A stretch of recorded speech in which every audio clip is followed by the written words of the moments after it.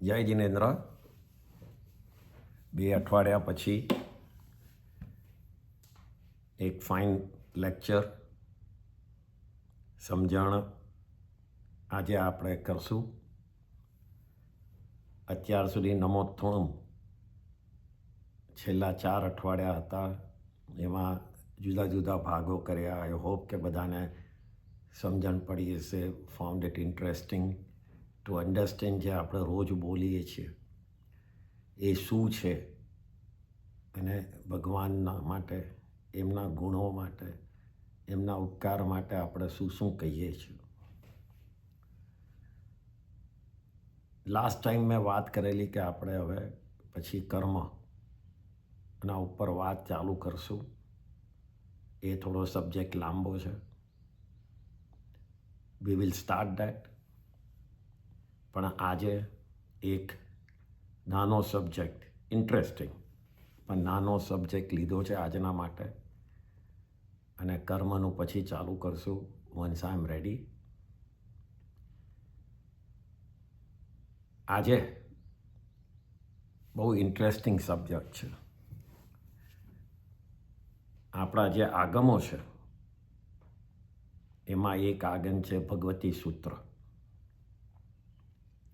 એ ભગવતી સૂત્રમાં આ વાત આવે છે.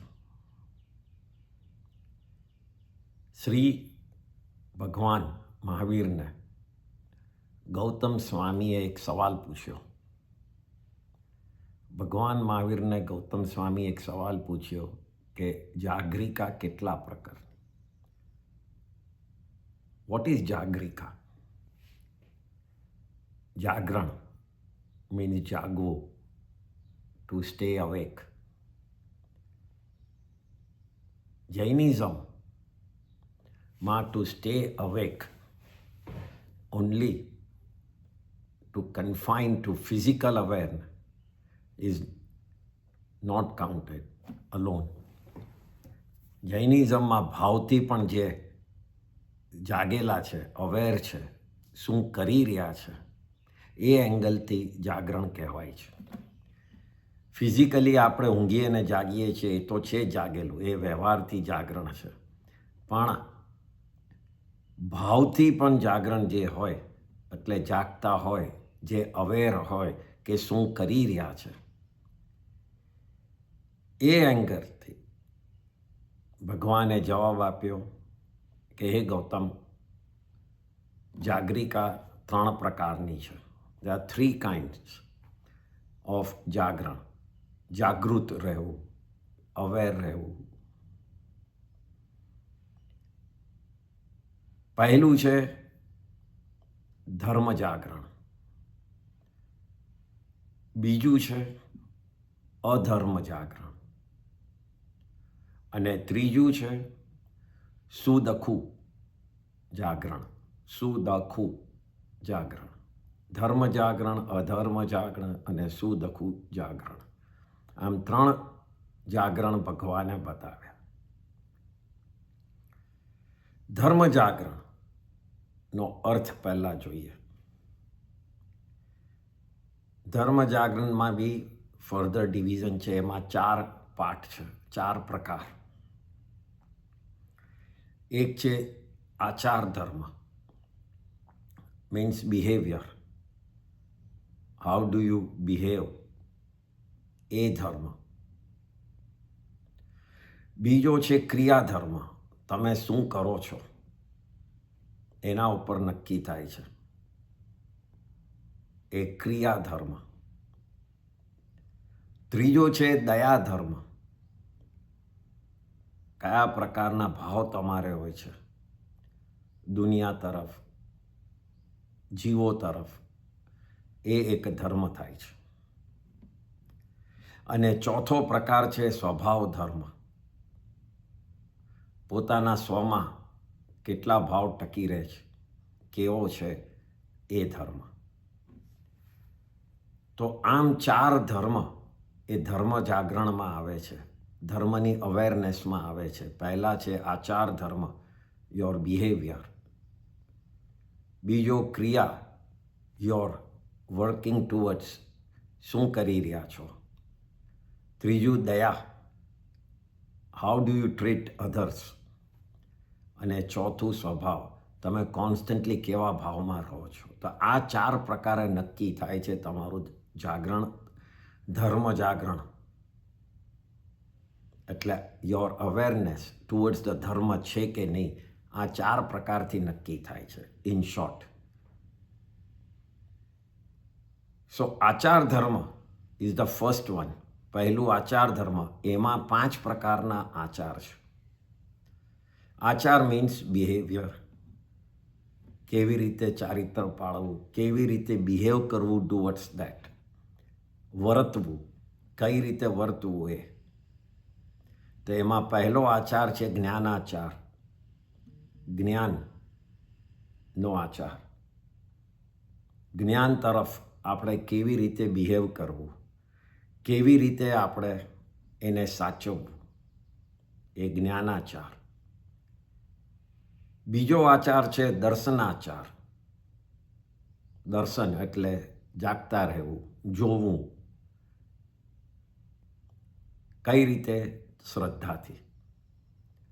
તો એ દર્શનીય છે, શ્રદ્ધાથી જોવું, શ્રદ્ધા રાખવી, એ આચાર. ત્રીજો છે ચારિત્રાચાર. ચારિત્ર કઈ રીતે પાળવું, આચાર મીન્સ બિહેવિયર. તો ત્રીજો છે ચારિત્ર. ચોથો છે તપાચાર, કયા પ્રકારનું તપ કરો છો, કેવું તપ કરો છો, કયા ભાવથી તપ કરો છો, એ ચોથું. અને પાંચમું છે વીર્યાચાર. તમારી ટોટલ સ્ટ્રેન્થ, જે તમને મન વચન કાયા અને આખી જે શક્તિ મળી છે, એ તમે શેમાં વાપરો છો, એ વીર્યાચાર. તો આ 5 પ્રકારના આચાર બતાડે, જે પહેલા આચાર ધર્મમાં આવે છે. ધર્મ જાગરણ, એના નીચે આચાર ધર્મ, અને એના નીચે આ 5 પ્રકાર. તો પહેલા જ્ઞાનાચારને સમજીએ. તો જ્ઞાનાચારમાં પાછા શું શું હોય, કઈ રીતે તમે જ્ઞાનનો આચાર કરો છો, મીન્સ રિસ્પેક્ટ રાખો છો, વ્યવહાર કરો છો, વિવેક કરો છો, એના તરફ વિનય બતાડો છો. તો એમાં તો પહેલું આવે છે જ્ઞાન ભણવા વખતે જ્ઞાન ભણવું. જ્ઞાનનો સમય, જ્યારે તમે ભણતા હો, ચારે બાજુ ધ્યાન ન રાખો. એક મિનિટે ટેલિફોન તરફ ન જુઓ, કોઈ બેલ વાગ્યો એના તરફ ટાઈમ નહીં, ધ્યાન ન રાખો.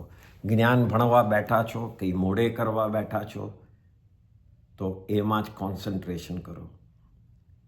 તો એ જ્ઞાનનો આચાર ગણાય છે. જ્ઞાનને સૌથી પ્રાયોરિટીમાં મૂકો બીજા બધી એક્ટિવિટીઓની સામે, એ જ્ઞાનનો એક આચાર છે. આપણે વર્લ્ડલી લાઈફમાં બીજે બધે ધ્યાન બહુ જતી રહે છે જલ્દી, કારણ કે એક જાતની પ્રેક્ટિસ થઈ ગઈ છે. પણ તમે જો બુક વાંચતા હો, જ્ઞાન લેતા હો, કોઈનું સાંભળતા હો, ઘણીવાર આપણે જોઈએ છે અપાસરે વ્યાખ્યાનમાં બેઠેલા 90% ડોકી આમથી આમ થતી હોય છે, કોણ આવ્યું કોણ ગયું, રાધર દેન ગુરુદેવ સાધુ સાધ્વી આપણને વ્યાખ્યાન સંભળાવતા હોય, એના ઉપર ધ્યાન ઓછું હોય છે. તો ગમે તેટલું તમે બેઠા, પણ એમાં તમે જ્ઞાનનો આચાર નહીં રાખ્યો, તો એમાં તમને ફાયદો ન થાય, ઉપરથી કર્મબંધ ખોટા થાય. તો જ્ઞાન ભણવા બેઠા હોય ત્યારે જ્ઞાન ભણવું, એનો પહેલો આચાર. બીજો કે જ્ઞાન લેતી વખતે રિસ્પેક્ટ રાખવું. જે બી જ્ઞાન આપે છે એનું બહુમાન કરવું, રિસ્પેક્ટફુલી એમને જોવા. તમારી પાસે ગમે તેટલી સ્ટ્રેન્થ હોય, પૈસા હોય, તમારું સોસાયટીમાં ઘણું નામ હોય, અને સામે જ્ઞાન આપનારો ગરીબ હોય, કંઈ જ ન હોય એની પાસે, પણ એક ચીજ છે જ્ઞાન, જે તમારા બધા પૈસા, આપણા બધા જ સોસાયટીના પાવર કરતાં બી ઊંચી ચીજ છે. એ જ્ઞાન જે એની પાસે છે, તો એ માણસનું રિસ્પેક્ટ રાખો, એ માણસને બહુમાન આપો, એને સારી રીતે બોલાવો, બેસાડો, તો એ જ્ઞાન અને જ્ઞાનીનો વિનય કરવો, બહુમાન કરવું એ. પછી છે ચોથું, જ્ઞાન ભણતા શક્તિ પ્રમાણે તપ કરો. પોતાનું સ્ટ્રેન્થ હોય એ પ્રમાણે તપ કરો. સમજો કે 1 કલાક તમે વાંચવા કે મોડે કરવા બેઠા, તો ચલો 1 કલાકના 24 લઈ લો, સમાયિક લઈને બેસી જાઓ. ક્યાં તો એકાસનું કરતો હોઉં તો એકાસના પછી હવે હમણાં બીજું કંઈ નથી તો ટીવી ખોલવાને બદલે કંઈ વાંચું, કંઈ મોડે કરું, કાં તો કોઈનું સાંભળું લેક્ચર. તો એ પ્રમાણે જ્યારે જ્ઞાન લેતા હોઈએ ત્યારે કોઈ તપ કરતું હોય તો એ 1+1 એક ઘણો ફાયદો આપે છે. ગુરુનો ઉપકાર કોઈ દાડો ભૂલવો નહીં, કારણ કે ગુરુ એ જ આપણને ભગવાનની ઓળખાણ કરાવી છે. એટલે એક પ્રકારનું જ્ઞાન આપ્યું છે, ફંડામેન્ટલ જ્ઞાન કે પરમાત્મા કોણ છે, એ જે જ્ઞાન આપ્યું છે એ ગુરુના તરફથી મળ્યું છે. એટલે એનો ઉપકાર કોઈ પણ ભાવમાં ભૂલાય નહીં. પછી અક્ષર શુદ્ધ બોલવો, મીન્સ એની લેટર, એની વર્ડ એકદમ શુદ્ધ રીતે બોલવું. બહુ ફાસ્ટ બોલી ન જવું, કામ પટાવવા માટે નહીં બોલવું, ભલે થોડો ટાઈમ લાગતો, પણ એકદમ શુદ્ધ અક્ષર, સ્પીચ, આર્ટિક્યુલેશન એ બહુ શુદ્ધ જોઈએ. પછી એનો અર્થ શુદ્ધ સમજવો, જ્યાં જ્યાં ખબર પડે, જ્યાં મળે એનો મિનિંગ સમજવો. એકલું જ્ઞાન બોલી જવાથી કોઈ પણ ભાષામાં પણ સમજો નહીં તો એનો કંઈ અર્થ નથી, કારણ કે જ્ઞાન મનમાં બેસતું નથી. એ પછી ખાલી મોઢે ગોખી ગયા એ રીતે બોલી ગયા. એટલે અર્થ એનો સમજવો ખાસ. અક્ષર અને અર્થ બંને શુદ્ધ સમજીને, જાણીને ને પછી બીજાને પણ શીખવાડવો. આમ આ જ્ઞાનના આચાર છે. આ બધા જ્ઞાનની બધી વસ્તુઓ, બુક લખવાનું એ બધું જ બરાબર રાખો. પગની પાસે નહીં, પગ ઉપર ચડાવ્યો ત્યારે ત્યાં એ ચોપડીઓ ને પડીઓ એ નહીં. જ્ઞાનના અક્ષર ઉપર પગ ન પડવો જોઈએ. રસ્તામાં અક્ષર હોય તો એનાથી સાઈડમાં જવું, કારણ કે એની kind of letter is knowledge. અને નોલેજને પગમાં ન રખાય, એને માથામાં, આપણી બુદ્ધિમાં, મગજમાં રાખવાનું છે.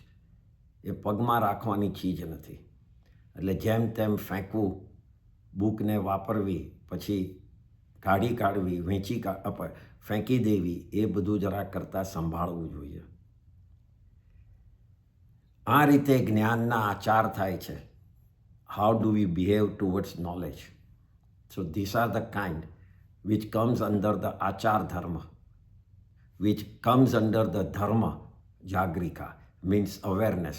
જે ધર્મનું અવેરનેસ છે એમાં જ્ઞાનનું અવેરનેસ આવી રીતે હોવું જોઈએ. પછી સેકન્ડ અવેરનેસ આપણે જે કીધું, બીજો આચાર એ દર્શનાચાર. દર્શનાચાર ઇઝ એક્સ્ટ્રીમલી ઇમ્પોર્ટન્ટ, કારણ કે આ બરાબર ન હોય તો આપણો સંસાર ઘટતો નથી. So the first thing is Jain ધર્મમાં શંકા ન રાખવી. એ ફંડામેન્ટલ એક રૂલ ગોલ્ડન વર્ડ્સથી લખી કાઢવાનું. જૈન ધર્મમાં શંકા ન હોવી.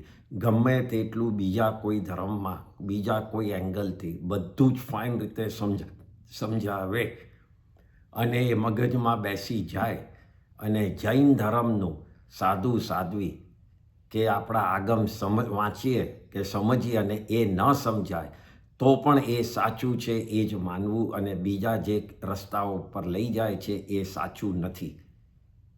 આ ફંડામેન્ટલ આપણે સોનેરી અક્ષરથી લખી કાઢવાનું આપણા હાર્ટમાં અને આપણા માઇન્ડમાં. જૈન ધર્મમાં શંકા નહીં રાખવી. બીજું, પાખંડી ધર્મથી દૂર રહેવું, ખોટા ધર્મથી દૂર રહેવું, ખોટા રસ્તાથી દૂર રહેવું. એ બીજો છે ઇમ્પોર્ટન્ટ. સમજણ ન પડે તો એકલું નૌકાર મંત્ર બોલશે ને ધર્મમાં, બીજું કંઈ જ નહીં કરો ને, ઇઝ હાયર દેન ગમે તેટલું બીજા ધર્મમાં જઈને કૂદકા મારીએ, કંઈ પણ કરીએ, કંઈ પણ ચલાવશું, એના કરતાં એકલું નવકાર મંત્રને લઈને બેસશું ને ખાલી માળા અને બીજું કંઈ જ નહીં આવડે તો એ આપણી ગતિ સારી, તો એ આપણામાં શ્રદ્ધા ટકી રહી. બહુ નોલેજવાળો ઊંચો, ઓછા નોલેજવાળો નીચો, એ એક ડાઉટ મનમાંથી કાઢી કાઢજો. સાચા નોલેજવાળો ઊંચો એમ રાખજો, અને સાચું નોલેજ એ ખાલી એક નવકાર મંત્રના પદથી ચાલુ થાય છે. એ નોલેજવાળો ખૂબ જ કોઈ ભણીને લોકોને બીજી જગાએ લઈ જતો હોય, ખોટી જગાએ ખોટા લેક્ચરો આપે, ખોટા વ્યાખ્યાનો, એના કરતાં બી એક નવકાર મંત્રમાં શ્રદ્ધા રાખનારો ઊંચો ગણાય. એમાં કોઈ બે શંકા નથી. પછી ત્રીજું કે ધર્મની ફળમાં, ધર્મનું શું ફળ છે એમાં શંકા નહીં રાખવી. કર્મની થિયરી ઉપર ખૂબ જ શ્રદ્ધા રાખવી. કર્મની થિયરી બહુ સિમ્પલ છે. જીવ ગમે ત્યાં જન્મે, ગમે ત્યાં મૃત્યુ પામે, નીચે સમુદ્રમાં નીચે સંતાઈ જાય કે પહાડના ઉપર સંતાઈ જાય, કોઈ પણ જગ્યાએ 14 રાજલોકમાં ગમે ત્યાં હોય, પણ કર્મ એને છોડતું નથી. સારું કર્યું હશે તો એનું ફળ મળશે, કોઈ તમારું લઈ નથી જવાનું.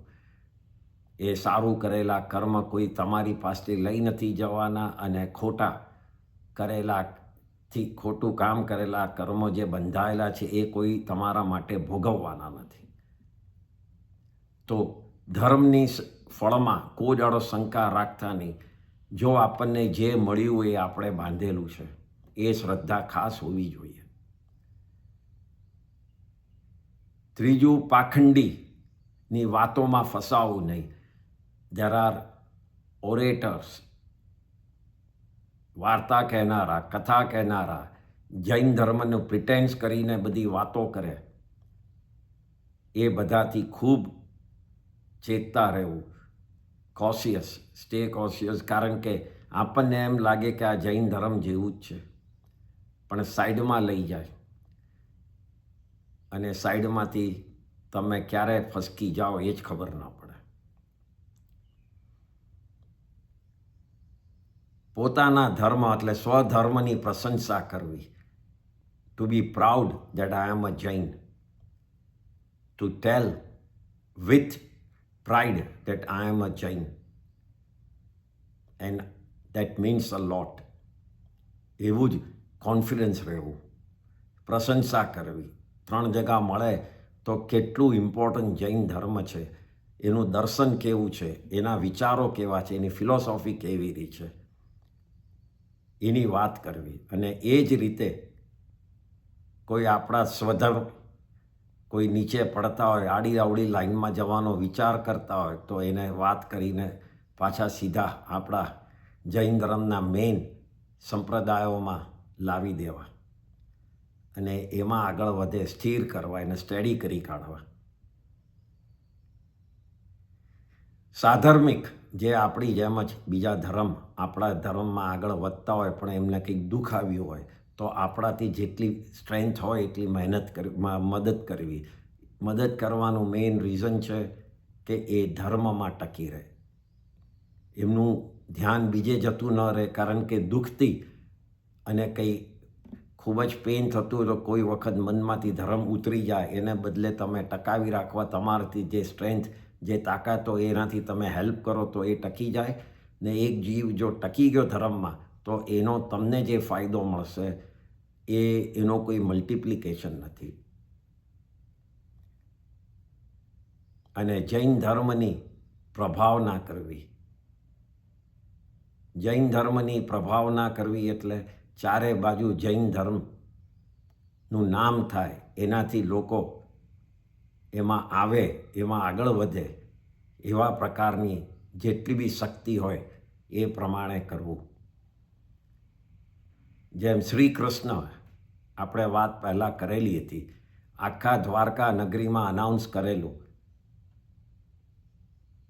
પોતે એક પણ ચોવિયાર પચકાણ લઈ નહોતા શકતા, નૌકારસી પણ નહોતા કરી શકતા, પણ એમને અનાઉન્સ કરેલું કે જે પણ વ્યક્તિ ને નેમનાથ ભગવાન પાસે દીક્ષા લેવી હોય બધા જ દીક્ષા લેવા માટે જે રેડી હોય બધાને જ હું દીક્ષા કરાવીશ, અને એમના ઘરની ટોટલ ધ્યાન, પૈસા અને એમના પેરેન્ટ્સ, એમના છોકરાઓ જે બી હોય બધાનું ધ્યાન એ મારા ઉપર, એ બધાને મારે સાચવવાના.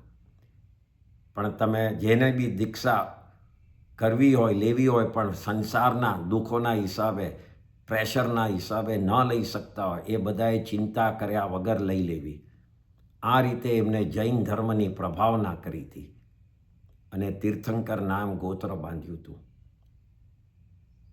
તો આવા પ્રકારની પ્રભાવના કરવી, આપણાથી જેટલી શક્તિ હોય એ પ્રમાણે જૈન ધર્મ આગળ વધે, એમાં આપણે આપણું મન અને આપણી સ્ટ્રેન્થ વાપરવી.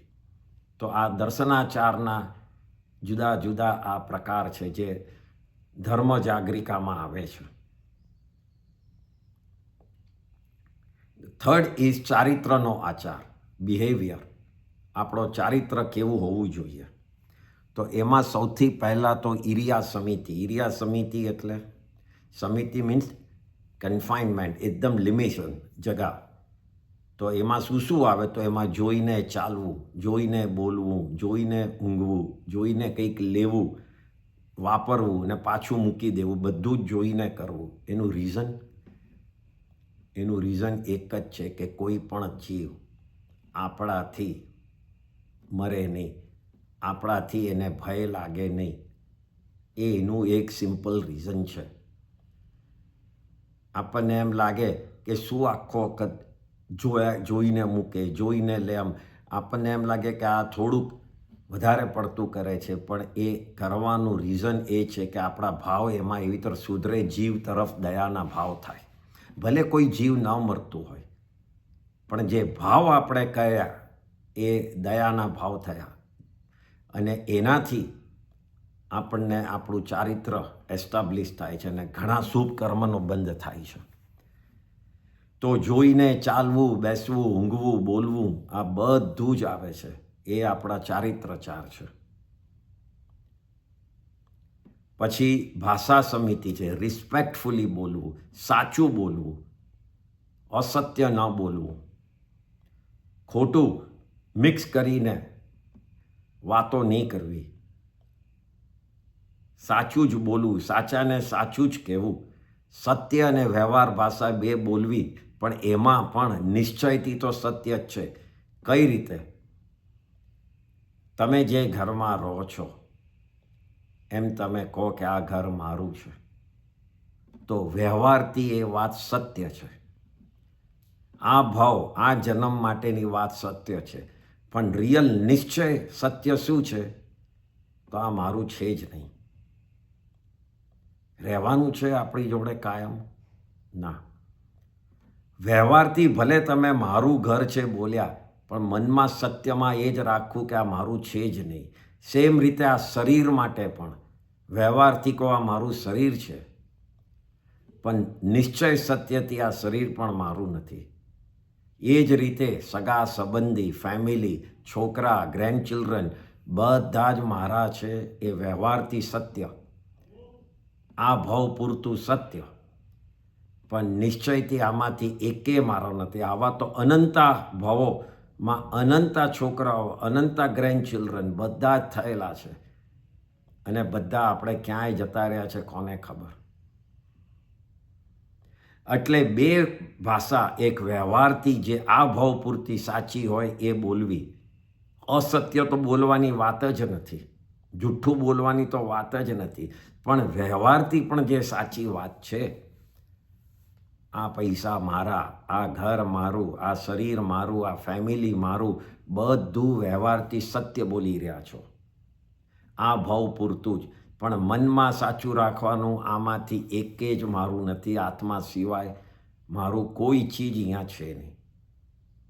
એ પરમ સત્ય મનમાં રાખવું, તો એ ભાષા સમિતિ થાય છે. ભાષાનું રિસ્પેક્ટ, ભાષાની લિમિટેશનમાં આવે છે. મનને કંટ્રોલ, વચનને કંટ્રોલ, કાયાને કંટ્રોલમાં રાખવાનું, સાચી શ્રદ્ધા જોડે ધર્મક્રિયા કરવી. તો આ થયું ચારિત્રાચાર. હવે ચોથું આચારમાં આવે છે તપાચાર, તપનો આચાર. તપ કઈ રીતે કરવું, તો એ આપણે તપનું એક લેક્ચર કરેલું છે. 12 પ્રકારના તપ છે, એ ખબર છે બધાને.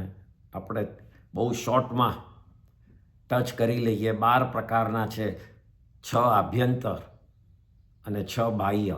6 બાહ્ય એટલે જે બહારથી આપણને ખબર પડે કે આ તપ કરી રહ્યો છે. એમાં સૌથી પહેલાં અણસણ, જે 3 કે 4 આહારનો ત્યાગ, જે ઉપવાસ આપણે શોર્ટ કહીએ છીએ. ઉપવાસથી માંડીને છઠ ને અઠમ ને માંસ ખમણ ને જે બી, એ બધું અણસણ. ઉણોદરી એટલે ખાવામાં કંટ્રોલ. જેટલું લેવું હોય, જેટલું ખાવાની જગ્યા હોય, પેટમાં ભૂખ હોય એનાથી થોડુંક ઓછું ખાવું, એ ઉણોદરી. વૃત્તિ સંક્ષેપ, નિયમ રાખવા. હું 10 જ ચીજ ખાઈશ, 5 જ ખાઈશ, સવારનું જ ખાધેલું સાંજ ના ખાઈશ, નવેસરથી નહીં બનાવડો, એ વૃત્તિ સંક્ષેપ. રસ પરિત્યાગ, જેનું ઇમ્પોર્ટન્ટ છે આ એમ્બિલ. દૂધ, દહીં, ઘી, તેલ, ગોળ અને ખાંડ, આ 6 વિગયનો ત્યાગ કરવો, એ રસ પરિત્યાગ. જે આપણને જીભને જે રોજ જોઈતી હોય એ ચીજને એક દિવસ માટે છોડી દેવી, રોજ જે ભાવતું હોય છોડી દેવું, એ રસ પરિત્યાગ. પછી કાય કલેશ, શરીરને કષ્ટ આપવું, તપ કરવું, લોચ કરવો, બહાર તડકામાં બેસીને આતાપ ના કરવી, ધ્યાન કરવું ત્યાં જઈને, એ બધું કાય કલેશ, જેમાં શરીરને કષ્ટ પડે, મીન્સ પેન થાય. પણ એ પેન કરાવવાનું કારણ એ કે આપણે આપણું શરીર હું નથી, આત્મા છું, એનો ધ્યાનમાં આવવા માટે. અને પ્રતિસંલીનતા, 3 યોગને અને કસાયો અને ઇન્દ્રિયોને ખૂબ જ કંટ્રોલમાં રાખવા. ચારે બાજુ સંસારના આરંભ સમારંભમાં ફેલાઈ નહીં જવું. તો આ 6 બાહ્ય તપ થાય છે. 6 આભ્યંતર તપ, પ્રાયશ્ચિત. કોઈ પણ ભૂલ થઈ હોય તો એ ભૂલને એક્સેપ્ટ કરવું, એ સૌથી ફર્સ્ટ પ્રાયશ્ચિત. અને પછી એની શુદ્ધિ કરવી ગુરુદેવ પાસે, કે કંઈ પણ પ્રાયશ્ચિત લઈ, ક્યાં તો કોઈ જ્ઞાની પાસે કે મારાથી આ ભૂલ થઈ છે, મારે એનું પ્રાયશ્ચિત લેવું છે, તો કઈ રીતે હું કરું, એમ સમજી અને એ ભૂલને પ્રાયશ્ચિત લેવું, એ પહેલું તપ છે આભ્યંતર. બીજું વિનય. દેવ, ગુરુ, વડીલ, માતા, પિતા બધાનો ખૂબ જ વિનય રાખવો, રિસ્પેક્ટ રાખવું. ત્રીજું વૈયાવચ. ગુરુ, તપસ્વી, માતા, પિતા, કોઈ રોગી હોય, સાધુ, સાધ્વી, પેરેન્ટ્સ, એ બધાની સેવા કરવી. બધો સમય સાઈડમાં મૂકીને. આપણા પેરેન્ટ્સને કોઈ જરૂર હોય ને આપણે એ જ વખતે સમાયિકમાં બેસવાનું આપણું સમય થઈ ગયો હોય, તો વોટ ઇઝ મોર ઇમ્પોર્ટન્ટ? તો ધર્મ કહે છે માતા કે પિતાની સેવા ઇઝ મોર ઇમ્પોર્ટન્ટ. ભલે તમે એ વખતે સમાયિક ચૂકી ગયા, પણ પેલું એ ઘણું વધારે ઇમ્પોર્ટન્ટ છે. આપણો ઋણ છે એમના ઉપર. આપણે એમની પાસેથી કંઈ મળેલું છે અને આપણે કે એમને આપવા માટે આપણી પાસે કોઈ ચીજ એવી છે જ નહીં, ખાલી એમની સેવા કરવી, એ જ આપણો ધર્મ થાય છે. સેમ ચીજ ગોઝ ફોર અવર સાધુ, સાધ્વી, ગુરુ બધા માટે. તો એ વૈયાવચ. પછી સ્વાધ્યાય, ભણવું, શીખવું, જ્ઞાન લેવું, પોતાની ઓળખાણ લેવી કે હું જીવ છું ને જીવ નથી, પોતાને જાણવો, સ્વનો અધ્યય કરવો એટલે સ્વાધ્યાય. સ્વને જાણવો, સ્વ એટલે પોતે, તો એ સ્વાધ્યાય થયું. પછી ધ્યાન, કોઈ પણ એક વસ્તુ ઓબ્જેક્ટ ઉપર ફોકસ કરીને ધ્યાન કરવું, કાં તો આપણે હમણાં બહુ લો લેવલમાં છે તો કોઈ ફોટો, મૂર્તિ એવી રીતે પણ તમે જોઈને ધ્યાન કરો. પછી ધીમે ધીમે આપણને એ જ ઇમેજ મનમાં આવતી જાય. 10 દિવસ કરશો પછી એ જોવું એ નહીં પડે અને એ જ ઇમેજ તરફ પછી તમે વધારે ટકી રહેશો. પછી ધીમે ધીમે પોતાના આત્માના પ્રદેશો કેવા હોય એના ઉપર વિચાર કરવો, એ બધું ધ્યાનમાં આવે છે. અને કૌશગ એટલે સંસારનો ટોટલ ત્યાગ કરવો. ત્રણેય યોગ, મન યોગ, વચન યોગ અને કાય યોગ, ત્રણેય યોગ ઉપરથી ધ્યાન હટાવી નાખવું, કાઢી કાઢવું એટલે કૌશગ. આ લોક અને પરલોકના સુખની ઈચ્છા વગર, આ સમજો, આ લોક કે પરલોકમાં મને સુખ મળે એની ઈચ્છા વગર ઉપરની 12 ક્રિયાઓ કરે, 12માંથી કોઈ પણ એક કરે તો એ તપાચાર થાય છે, એ તપનો આચાર થાય છે. એમાં ઇમ્પોર્ટન્ટ પોઈન્ટ એ જ છે કે સુખની ઈચ્છા નહીં રાખવી, પોતાની કર્મની નિર્જરાની જ વાત કરવી અને પરમનન્ટ સુખ મોક્ષ પામે એના સિવાય બીજું કંઈ જ મનમાં વિચારવું નહીં. તો આ થયું ચોથો આચાર, તપાચાર. 5મો આચાર છે વીર્યાચાર.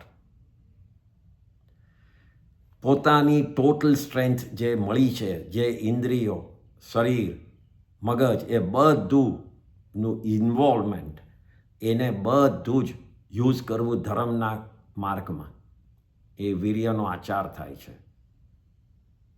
પ્રમાદ ન કરવો, આળસ ન કરવી. ઉપરના જે બીજા 4 જ્ઞાન, જ્ઞાનાચાર, દર્શનાચાર, ચારિત્રાચારના તપાચાર, એ ચારેયનો બરાબર by the book, by the જે રીતે સમજાવ્યું છે એ પ્રમાણે ફોલો કરવું, આ બધું વીર્યાચાર થાય છે. વીર્ય મીન્સ પોતાની સ્ટ્રેન્થ, અને પોતાની સ્ટ્રેન્થ કમ્સ ફ્રોમ મગજ, 3 યોગ, ઇન્દ્રિયો, એ બધું જ, એ બધાનો યુઝ રાઈટ લાઈનમાં કરવો એટલે વીર્યાચાર. તો આમ 5 પ્રકારના આચાર થયા જે ધર્મ જાગરિકામાં આવે છે. ધર્મ જાગરિકામાં આ આચાર ધર્મ થયો. સેકન્ડ નંબરનો ધર્મ આપણે વાત કરેલી એ છે ક્રિયા ધર્મ. અગેન ધર્મ જાગરિકામાં 4 ધર્મ છે, એમાં પહેલો આચાર, હવે ક્રિયા ધર્મ કરીએ છીએ. ક્રિયા ધર્મ એટલે to practise, to follow, to progress, આગળ વધવું. ક્રિયા વિના મોક્ષ નથી, એક એબ્સોલ્યુટલી પાક્કી વાત છે. ઉમા સ્વાતિ એક મહાન આચાર્ય થઈ ગયા, એમનું પહેલું જ તત્વાર્થ સૂત્રમાં લખ્યું કે સમ્યક દર્શન જ્ઞાન ચારિત્રાણી મોક્ષ માર્ગ. સમ્યક દર્શન હોવું જોઈએ, જ્ઞાન અને ચારિત્ર, તો જ મોક્ષ માર્ગ થાય છે. ચારિત્ર વગર મોક્ષ છે નહીં, હજી સુધી કોઈને મળ્યું નથી. જ્ઞાન અને દર્શન હોય પણ ચારિત્ર ન હોય તો એમાં કોઈ પ્રમાણે મોક્ષ નહીં મળે. પુણ્ય ઘણું બંધાશે. મોક્ષ માટે તમારા યોગોને કંટ્રોલમાં જ લાવવા પડશે. મહાવ્રત લો, શ્રાવકના અણુવ્રત લો, સંયમ પાળો, તપ કરો, બ્રહ્મચર્ય પાળો, કસાયોને અટકાવો, આ બધું ચારિત્રના પ્રકાર છે.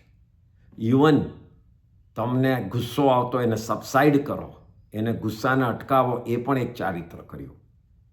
તમને કોઈની જેલેસી આવતી હોય ને એને અટકાવો, એ પણ એક ચારિત્ર છે. એનીથિંગ નેગેટિવમાંથી પોઝિટિવમાં આવવું એ ચારિત્ર છે. ચારિત્રમાં એને સ્ટ્રોંગ કરવા માટે ભગવાને 12 ભાવનાઓ સમજાવી, આચાર્યોએ આપણને 12 ભાવનાઓ સમજાવી. 4 મેઇન ભાવના એમાંથી. અનિત્ય ભાવના, કંઈ પણ જતું રહે તો દુઃખી ન થવું. કોઈ પણ ચીજ નિત્ય છે જ નહીં, તમારી પાસે કંઈ જ નથી, તમારું પોતાનું આયુષ્ય નથી. તો કોઈ વસ્તુ જતી રહે કે ન જતી રહે એ રહેવાની જ નથી. દુઃખ ઓછું કરવાની આ ભાવના છે, અનિત્ય ભાવના, અસરણ ભાવના. ગમે તેટલું કરશો, સમય આવશે એટલે જે થવાનું છે એ થવાનું જ છે. દવા વગર 100 વર્ષ જીવી શકશો ને, હેવી દવા જોડે પણ 50 વર્ષમાં એટેક આવી જશે. કારણ કે કોઈ દવાનું શરણ છે નહીં, કર્મનું જ ચાલશે. એટલે એક જ ચીજનું શરણ છે, નવકાર મંત્રનું. એ નવકાર મંત્રનું શરણ ઇઝ ધ સાચું શરણ. બાકી દરેક ચીજનું અશરણ છે. એટલે અહીંયા ત્યાં ભાગવું, મૃત્યુને અટકાવવાની કોશિશ કરવી, બધી પોટલીઓ બાંધવી, બધા દોરા ધાગા બાંધવા, બધું કર્મબંધની ક્રિયાઓ છે.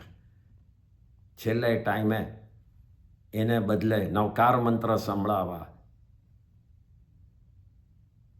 સંથારો આપવો, ચોવિયાર કરાવી દેવા, એ બધું કરવું વધારે ઇમ્પોર્ટન્ટ છે. એ જીવ માટે બી, અને તમે એને કરાવ્યું એટલે તમને બી એમાં ફળ મળે. સંસાર ભાવના ચડ ઉતર થયા જ કરે છે. સંસાર એક સરખો છે જ નહીં, કોઈના માટે નથી રહ્યો. તીર્થંકરો માટે બી નહોતો, આપણા માટે બી નથી. ચડ ઉતર આવ્યા જ કરે છે. સંસારનું મેઇન રૂપ જ એ છે. તો એમાં આટલા બધા રચ્યા પચ્યા રહેવું કે ન રહેવું, એના ઉપરની આ ભાવના, એકત્વ ભાવના. હું એકલો છું, એકલો આવ્યો છું, એકલો જવાનો છું, પાછો એકલો કશે જઈશ, પાછો ફેમિલી થશે, પણ એમાં પણ હું એકલો છું. કોઈ જીવ હાથથી હાથ પકડીને મોક્ષમાં ગયા નથી. દરેક જીવ પોતાની જ સ્ટ્રેન્થથી, પોતાના ક્રિયા, આચરણ, ચારિત્રથી જ મોક્ષમાં ગયા છે. તીર્થંકરો પણ. તો આપણે કોણ? એટલે આ જ ભાવના બહુ ઇમ્પોર્ટન્ટ છે. હું એકત્વ છું. જ્યાં સુધી વ્યવહારમાં બધા જોડે છું સાથે, પણ એને પરમનન્ટ ન માનવું, એ એકત્વ ભાવના. તો આ પ્રકારે અનિત્ય ભાવના, અશરણ ભાવના, સંસાર ભાવના અને એકત્વ ભાવના, આ બધું આપણને હેલ્પ કરશે, આપણને કંટ્રોલ, ચારિત્રમાં રાખવા માટે, આપણને કોઈ પણ ચીજનું વ્રતો લેવા માટે, કે આપણા પોતાના ઉપર ધ્યાન લાવવા માટે. આ બધી ચીજોના, ભાવનાઓની બધાની જરૂર છે. તો જ આપણે ક્રિયા ધર્મમાં આગળ વધી શકશું. કોન્સ્ટન્ટલી સંસારના જ કાર્યમાં, કામમાં, ફેમિલીના જ કામમાં પડ્યા રહેશું તો આમાંથી એક ક્રિયા આપણાથી થશે નહીં.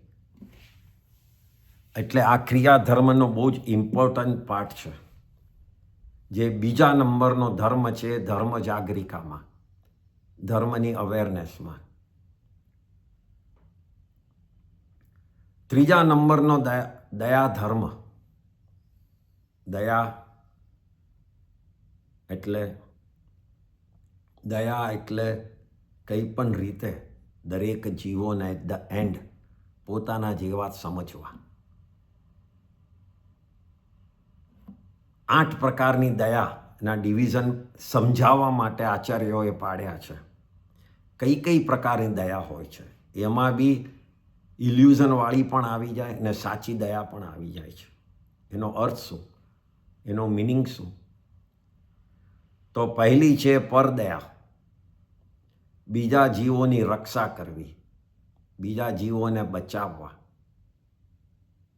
બીજા જીવોને કંઈ પણ રીતે હેલ્પફુલ થવું, એ પરદયા. પર મીન્સ અધર.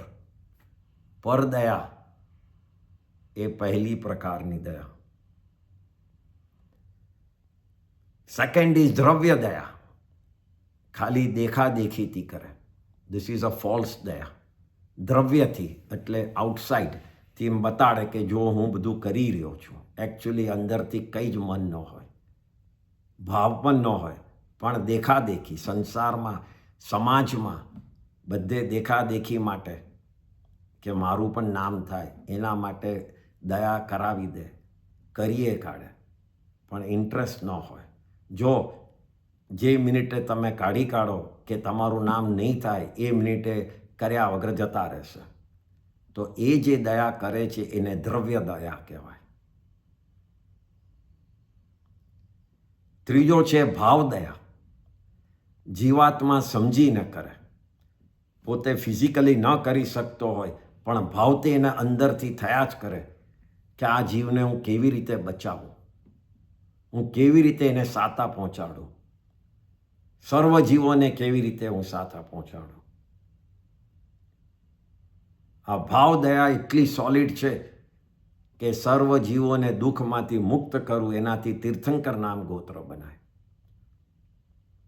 ભાવ તો એવા જ રાખવા, પોતાની કેપેસિટી હોય કે નહીં કે દરેક જીવને સાતા મળે. દોસ્ત હોય, ફ્રેન્ડ હોય કે દુશ્મન હોય, સાતા મળે. ફ્રેન્ડ અને દુશ્મન એ હમણાંની પર્યાય છે. કાલ ઉઠીને બદલાઈ જશે, દુશ્મન ફ્રેન્ડ થઈ જશે, ફ્રેન્ડ દુશ્મન થઈ જશે. કર્મ પ્રમાણે ચક્કર ફર્યા કરશે, પણ બંને ઉપર દયા રાખવી. ચોથી છે વ્યવહાર દયા. દરેક કામ કરતા ધ્યાન રાખવું કે કોઈ પણ જીવ આપણા હિસાબે મરતું નથી, અસાતા નથી પહોંચતી. એ વ્યવહારથી દયા કહેવાય છે કે દરેક કામમાં ધ્યાન રાખવું. પાંચમું છે સ્વરૂપ દયા. આ પણ એક ખોટી દયા છે. સ્વરૂપ એટલે આમ ઉપરથી બતાડવું, કોઈને મારવાના ભાવ હોય. સમજો કે આ બકરી છે તો એને આખું લાઈફ ફાઇન, આખું વરસ ફાઇન ખવડાવે, પીવડાવે, એનું શરીર સોલિડ કરે, એટલે આપણને લાગે શું આને દયા છે એની બકરી ઉપર. પણ છેલ્લે એક દિવસ શું કરે તો મારી નાખે. એટલે એને સ્વરૂપ દયા કહેવાય. ઉપરથી દેખાય કે દયા કરી, પણ અંદરથી ઇન્ટેન્શન છે એ કે જાડી તગડી થાય તો મારશું તો એમાંથી ઘણું મીટ નીકળશે. એ સ્વરૂપ દયા કહેવાય. ખોટી દયાઓ કરવી પોતાનું કંઈ કામ કઢાવવા માટે, એને સ્વરૂપ દયા કહેવાય.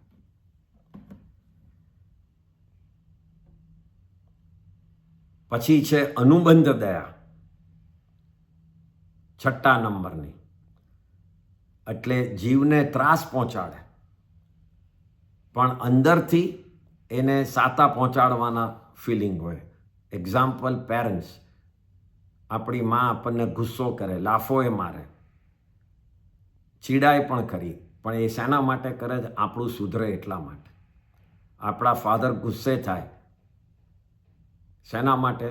કે તું ફ્યુચરમાં બરાબર બિઝનેસ કરી શકે એ શીખવાડવા માટે. એટલે એમ આપણને લાગે કે ત્રાસ આપે છે, આખો વખત ગુસ્સો કરે છે, ચીડાયા કરે છે, પણ અંદરથી એને દયા છે કે મારો છોકરો, મારી છોકરી, એનું બરાબર લાઈફ જાય એટલા માટે હું આ શીખવાડવા એને કરું છું. તો આને અનુબંધ દયા કહેવાય. પછી છે સ્વદયા, 7મી. પૂતગલ ઉપરથી મોહ ઓછો કરવો, આત્મા ગુણોને સમજવા, એને ફોલો કરવું, આત્માના પ્રદેશોને જાણવા, પૂતગલ જીવ અને અજીવમાં ફેરફાર કરવો, એને જુદા પાડવા. હું કોણ છું અને મારું પોતાનું પ્રોગ્રેસ માટે મારે શું શું કરવું જોઈએ, એ જે ટોટલ વિચાર કરો એ સ્વદયામાં આવે છે. તમે વિચાર જ ન કરો તો તમે તમારું કંઈ સુધારતા નથી, તો એને દયા કેવી રીતે તમે તમારી કરશો? એટલે સ્વદયામાં ઇમ્પોર્ટન્ટ છે કે મારું કઈ રીતે સુધરે, એ સ્વદયા. અને છેલ્લો 8મો પ્રકાર છે નિશ્ચય દયા. બહુ સિમ્પલ છે. આપણા આત્માને કર્મબંધથી બચાવવો એટલે નિશ્ચય દયા. એક પણ કર્મ બંધાય એ બંધતો કેવી રીતે ઓછો કરું, એના ઉપરનો વિચાર, એના ઉપરનું કાર્ય, એ પ્રમાણે આપણે આચાર કર્યો, એ નિશ્ચય દયા થઈ. આ બધામાં જ સૌથી ઇમ્પોર્ટન્ટ એક દયા સમજવી એ છે સ્વદયા. સ્વદયામાં બાકીની 7 દયા આવી ગઈ. તમે તમારી દયા ખાશો એટલે તમને તરત વિચાર આવશે કે મારે કર્મ બંધ નથી કરવા. પછી તરત વિચાર આવશે કર્મ બંધ કેવી રીતે થાય છે, તો હું બીજા જીવને હું હેરાન કરું છું એટલે કર્મ બંધ થાય. બીજા જીવ તરફ સારા ભાવ નથી રાખતો એટલે કર્મ બંધ થાય. બીજા જીવોને હું નીચા ગણું છું એટલે કર્મ બંધ થાય છે. એટલે કર્મ બંધ નથી કરવા તો હું શું કરું? તો એ બધું જ મારી જે વિચારોને ઉલટા કરું, સારા કરું, સારા ભાવ કરું, તો મારા જીવને કર્મબંધ ઓછા થશે. એટલે સ્વદયા થશે. અને સ્વદયામાં ઓટોમેટિકલી પરદયા આવી ગઈ. કારણ કે પરદયા કરશો તો જ સ્વ થશે. અને સ્વ કરી હશે તો 100% પર થઈ જ છે. તો જ સ્વને એ ફાયદો થાય છે. સ્વને ફાયદો થાય છે પરને ફાયદો કરાવવાથી. અને પરને ફાયદો કરાવ્યો તો સ્વને થયો. એ ખાસ વિચાર રાખવું. એટલે સ્વદયા ઇઝ ધ મોસ્ટ ઇમ્પોર્ટન્ટ જૈનિઝમમાં. આપણે આમ રોજ કહીએ બીજાની દયા કરો, બીજાની કરો. ફિલોસોફિકલી વિચાર કરો કે પોતાની કરો, એમાં બીજાનું થઈ ગયું. એવું બનતું જ નથી કે બીજાને ત્રાસ પહોંચાડો અને પોતાની દયા થાય. એવું બને જ નહીં કોઈ દાડો ભગવાનના રસ્તામાં. બીજાને તમે સાતા પહોંચાડો તો તમને મળે. તો એ થઈ મેઇન દયા, એ સ્વદયા. તો આ ત્રીજો પ્રકાર થયો દયા ધર્મ. ચોથો પ્રકાર છે સ્વભાવ ધર્મ.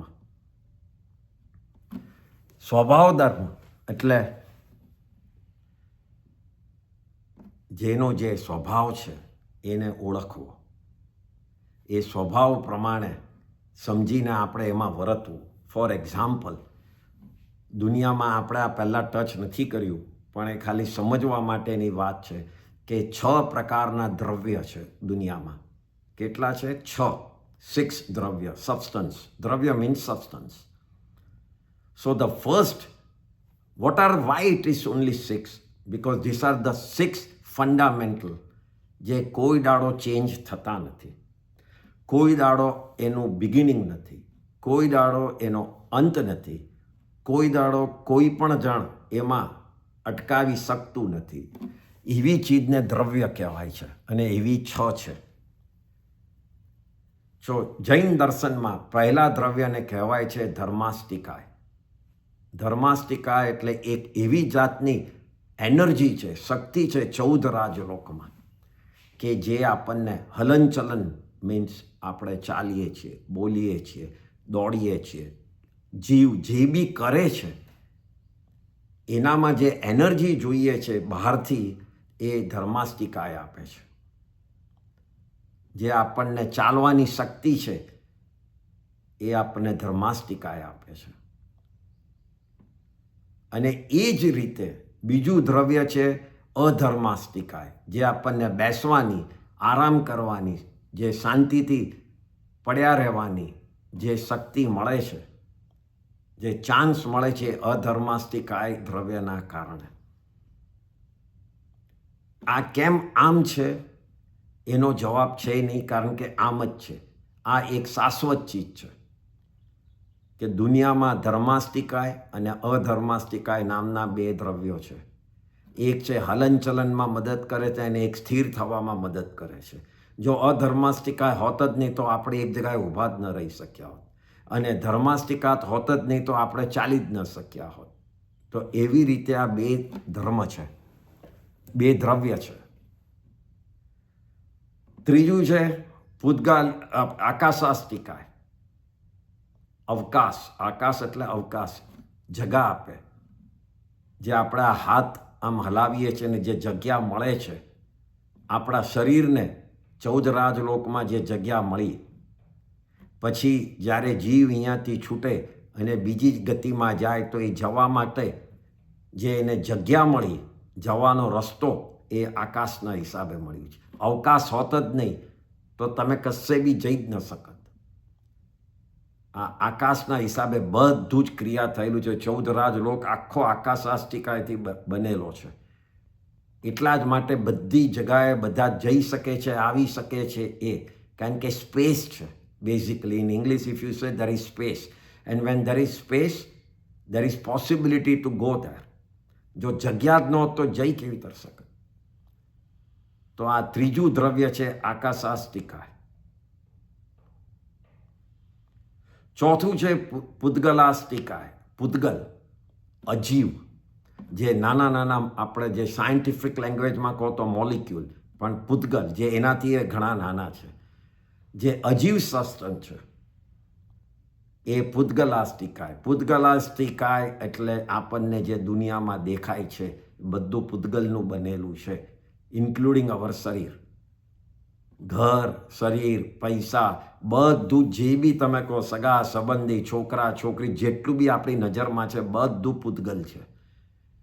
અને એ બધા જ પૂતગલમાં એક ચીજ કોમન છે, એ છે કે દરેક પૂતગલ પછી એનું રૂપ છોડવાનું જ છે, એનો નાશ થવાનો છે. અને પૂતગલનું જે રિયલ સ્વરૂપ છે, જે ઇન્ડિવિજ્યુઅલ એક એક મોલિક્યુલ છે, એ પાછું એમ થઈ જ જવાનું છે. એટલે જે બી જોઈન્ટ થયું છે, આ શરીર અનંતા પૂતગલથી બનેલું છે, પણ એક દિવસ શું થશે, એ દરેક પૂતગલ છૂટા પડી જશે. એટલે શરીર શું થયું? શરીર નાશ પામ્યું. પણ એ શરીર જે પૂતગલથી બનેલું એ નાશ નથી પામ્યા. એ પૂતગલ હવે એમાંથી છૂટી અને it will create something else, બીજું શરીર બનાવશે, કાં તો એક બીજું કંઈ બનાવશે, કાં તો એક ટેબલ બની જશે. આપણું પૂતગલ અને આ એક પલંગ કે ટેબલ બંને સરખા છે અને બંનેનો નાશ થવાનો છે. અને બંનેના પૂતગલનો નાશ નથી એ થવાનો. એ જે ફોર્મ બન્યું છે, જે એની આકૃતિ બની છે ભેગા થઈને, એ નાશ થશે. ઓરિજિનલ ફોર્મ નાશ નહીં થાય. તો એ છે પૂતગલાસ્ટિકાય. અને પૂતગલમાં શું હોય છે? તો એમાં શેપ હોય છે, એમાં સ્મેલ હોય છે, એમાં કલર હોય છે, એનો ટચ હોય છે. આ બધું પૂતગલમાં હોય છે. આ એકેય ચીજ જીવમાં નથી, બધું અજીવમાં છે. તમને આ કલર્સ બધા દેખાય છે, કાળો, ધોળો, પીળો, લાલ, બ્લુ, એ બધું પૂતગલમાં એ શક્તિ છે કલરની, એટલે દેખાય છે. એટલે પૂતગલાસ્ટિકાય એ ચોથું દ્રવ્ય છે. પાંચમું છે કાળ, સમય, divided into 3 parts: past, present, future. Most important from all the દ્રવ્ય, સમય. એનું કોઈ એક્સપ્લેનેશન જ નથી. સમયને માપી શકાતું નથી. Only way we can measure is by our self, કે હું 80 વર્ષ જીવ્યો, હું 100 વર્ષ જીવ્યો, કે એક 10 કરોડીનો આરા છે, અર્ધચક્ર, પૂતગલ, પરાવર્તન કાળ, એવી રીતે સમયના જુદા જુદા જુદા ટિલ સેકન્ડ, મિનિટ, અવર્સ, એ રીતે જ માપી શકાય છે. પણ ટોટાલિટીમાં કેટલો સમય થઈ ગયો અને કેટલો થવાનો છે એનું કોઈ માપ નથી. તો એ કાળ દ્રવ્ય છે, સમય. અને સમય હેલ્પ્સ નવાને જૂનું કરે, જૂનાને નવું કરે. સમય હેલ્પ્સ પરિવર્તન લાવે.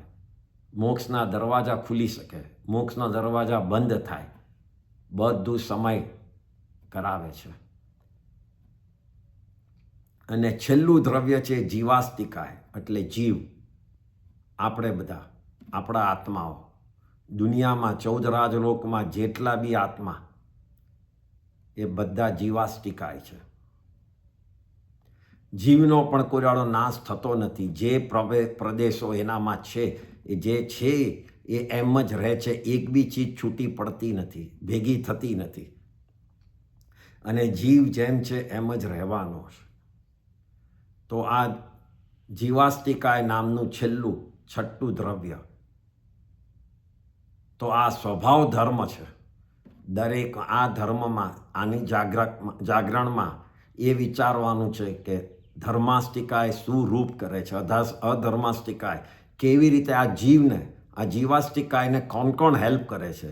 તો પહેલાં હલનચલનમાં ધર્માસ્તિકાય, એને સ્થિર કરવામાં અધર્માસ્તિકાય, એને જગ્યા આપવામાં, બીજે જવામાં, ત્રીજે જવામાં આકાશાસ્તિકાય, એ જીવ માટે શરીર બનાવવાનું એ પૂતગલાસ્તિકાય, એ જીવને નવુંથી જૂના શરીરને નાશ કરી નવા શરીરમાં લઈ જવું અને એવી રીતે આગળ વધારવું એ કાળ અને જીવ પોતે.